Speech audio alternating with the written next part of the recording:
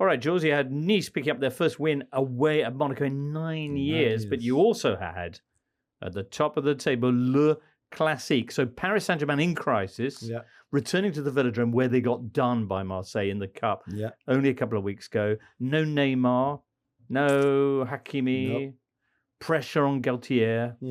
But they got their best result in, ages? Yeah.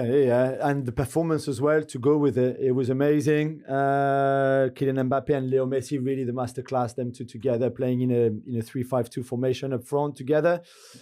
2 goals and an assist for Mbappe, 2 assists and 1 goal for Messi. They was just incredible. Marseille started well and it was 0-0 until they had a couple of decent opportunities at 0-0, and then the first goal happened on the kind of Marseille press so high and play so high, such a high line that they were done by Messi and Kylian. And after that, there was just one team on the pitch. It could have been 4 or 5-0 up at some point. Yeah, Kylian killing them with his pace. And that third goal, talk us through it. Yeah, the third goal. I mean, the aircon was already on by then in the Velodrome, it was very early. At the start of the second half, it's just, to be fair, PSG beat the press well. They were well press resistant, which we hardly seen this season. Against Bayern, they struggled, for example, to keep the ball under pressure. This time they did it quite well. Vitinha had his best game, and some would say that maybe the fact that Neymar wasn't there is an explanation why Vitinha felt liberated a bit. So did Fabian Ruiz. And then Messi and Mbappe up front combining so well with Nuno Mendes, especially on the left-hand side. And that's what happened on the Messi goal and again on the third goal where Mbappe found Messi, who just gave it back a 1-2 with a little dink over the defense, and then Kylian hit a volley with his left foot, which was so perfectly executed. So amazing. And the first goal as well, because I have to say that I watched like 5 or 6 times the move of Kylian Mbappe. It's incredible. I mean, he was galloping, first of all, diagonally and then frontally, and the pass of Messi is good, but the run of Kylian Mbappe, I mean, it's incredible that a guy who is a professional like the rest of the players there, he's so physically superior. It's incredible, and his move was fantastic, really. I watched it 4 or 5 times. I loved it. Yeah, it's great. I mean, it's a diagonal run like every striker really is taught to do when you're a kid, because that's how, one, you're not offsides, and 2, and you can see with Eric Bailly defending, he thinks that Mbappe is behind him, and the next thing he knows that Mbappe, being so quick, is in front of him. The ball is right. The ball is good, like Alvaro said. Mbappe equal now Edinson Cavani as the all-time top goal scorer for PSG with 200 goals. Only 4 headers in the 200s, because his dad Wilfried always says football is on the floor. You don't do headers. You don't play in the air. Football is always played on the floor. So he will maybe improve that, but yeah, 200 goals is pretty special. All right, Messi, meanwhile, reaching 700 career goals in this game. I think 4 of those are headers probably as well. Yeah, probably. I mean, it's only one that counted a lot in the Champions League final, of course, but I mean, an amazing milestone, really, for both of them, especially for Messi, who looked amazing, but it's not in every game that you would play against a team with such a high line defensively. Okay. People now are saying that this is the template against Bayern in 9 days. Will Neymar be back for that game? No, I don't think so. And then the big debate now is this team better certainly to play like that without Neymar? Against a low block, you can have Neymar because technically he will bring you something. Right. But to play against Bayern when they will have a high line and they will press you high into your own half, it's probably better to play the same formation and play the same idea. PSG essentially playing on the break or scoring the goals on the break against using Marseille. the high line. So they beat the press by... They didn't play long, but they had to beat the press and build up from the back, beating the press from Marseille, and then finding all that space in Bayern with the goal lead though from the first leg. Will they offer those kind of opportunities to PSG? They offered a few opportunities in the first leg later on, and the line is high. And judging by what they did on Sunday, we might see a return of a back 4 rather than a back 3/5, which might give more opportunities to PSG, but it also makes Bayern look better going forward, in my view. So you lose some, win some.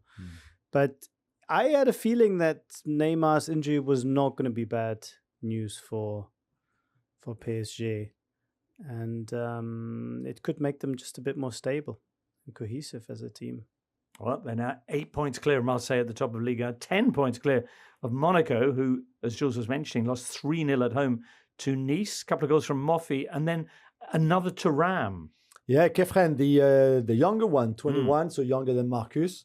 Lovely goal as well. He's going to be an amazing player. He's a bit like Jude Bellingham in a way that he's tall midfielder, really strong, but also very gifted with the ball. That can run, that can defend, that can attack. You know, he's got all of that. The next move will be very important, and I think his dad knows it as well, and so does Kefren.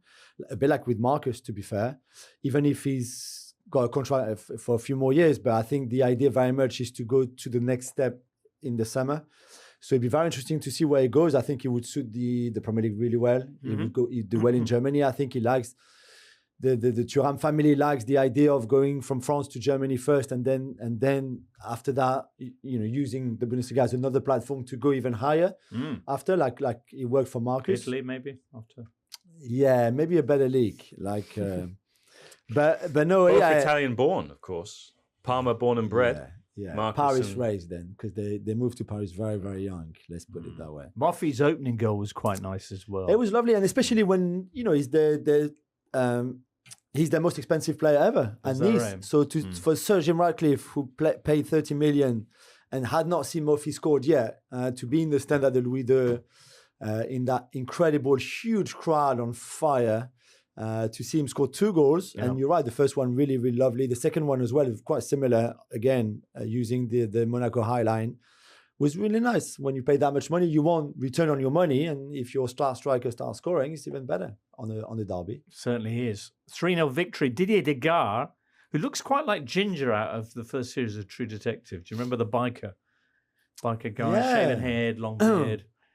It's a look that inspires respect, I would imagine, from Nice's player. And he's certainly he certainly had an incredible record since taking over from Lucien Favre. The first game in charge was that 6-1 win over Montpellier. He's had 8 games in total, hasn't lost one, won 6 of them. In those 8 games, only 2 goals conceded. They're 9 points off third in the Champions League positions. They believe, really, and he's done amazing. He was always really bright when he was playing. He was a PSG player, of course, and then, like we said, he went to Middlesbrough, then to Betis. He had a good career in Spain as well.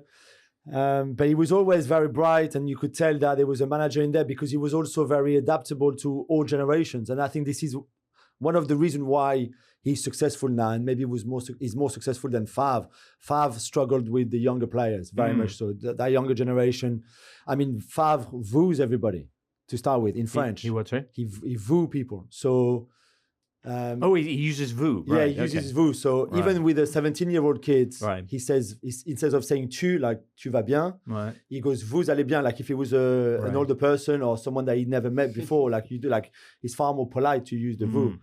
And which is for me, like it was just Favre and young generation just don't match anymore, I think. Right. But with Degas, who was... A lot of fathers have that problem with the younger generation. Yeah, exactly. Very good. Degas was the reserve coach, so he had a lot of that young generation, and he looks really cool, and he's cool. He speaks like them too. So yeah. How old is he, Jules? He's 42, no? He's my age. Is he born in 1980? Looks younger. He might be younger. Hang on. Voulez-vous? There you go. You want to sing some ABBA now, all right, do you? Listen, yeah, you do. Incredible. Topical. Rafa was suggesting 36, that he didn't... sorry. 36. Yeah. All right. There you go. So he's 36, a bit younger than me. Yeah, but anyway, so Rafa, ABBA, yes, no? What's your favourite ABBA song?